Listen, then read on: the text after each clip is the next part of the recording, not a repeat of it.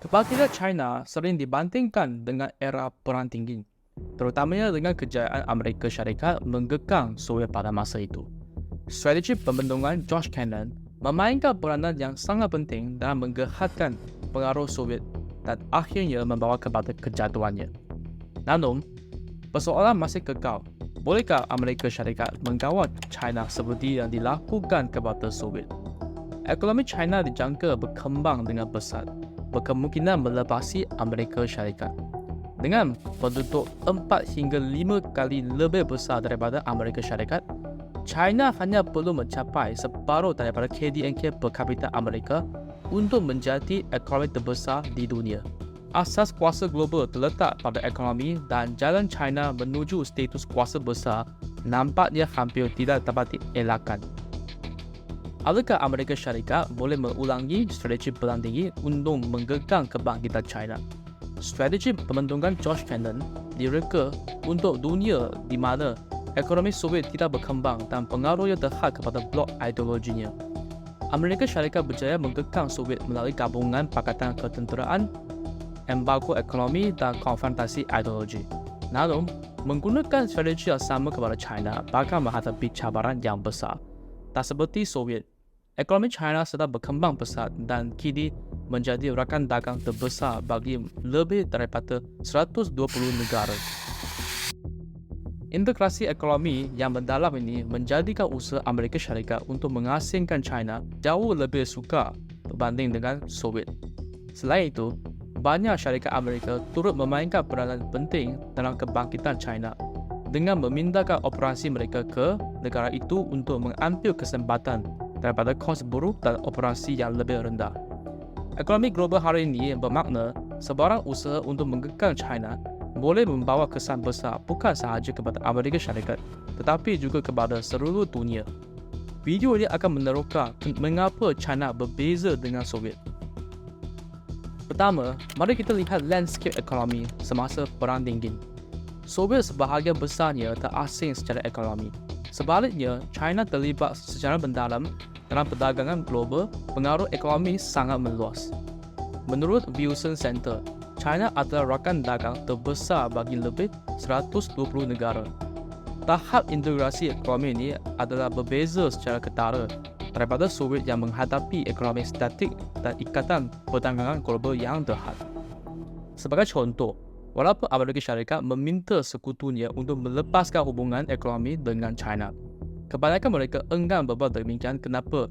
Kerana ikatan ekonomi yang mendalam dengan Beijing. Amerika Syarikat cuba menyekat kemajuan teknologi China dengan menggerakkan akses kepada chip yang canggih dan menekan sekutu untuk melakukan perkara yang sama. Tapi usaha ini telah menghadapi kejayaan yang terhad. China telah membantu Tesla berkembang pesat, menjadikannya pengeluar kereta paling berharga di dunia. Pasaran kedua terbesar Tesla adalah di China dan banyak syarikat antarabangsa lain sukar untuk menarik diri dalam pasaran yang begitu menguntungkan. Tak seperti Soviet yang menghadapi masalah ekonomi. Pertumbuhan ekonomi China dan peranan dalam perdagangan global menjadikannya cabaran yang lebih sukar bagi Amerika Syarikat untuk dikawal. Bolehkah Amerika Syarikat meyakinkan dunia untuk menggekang China seperti yang dilakukan dengan Soviet? Kedua, konteks geopolitik hari ini sangat berbeza dengan era Perang Dingin. Soviet beroperasi dalam dunia bipolar yang dikuasai oleh dua kuasa besar, Amerika Syarikat dan USSR. Hari ini, dunia semakin multipolar dengan China memainkan peranan utama. Pengaruh China sangat kuat di negara-negara selatan global di mana ia telah membina hubungan politik, ikatan ekonomi dan kerjasama keselamatan.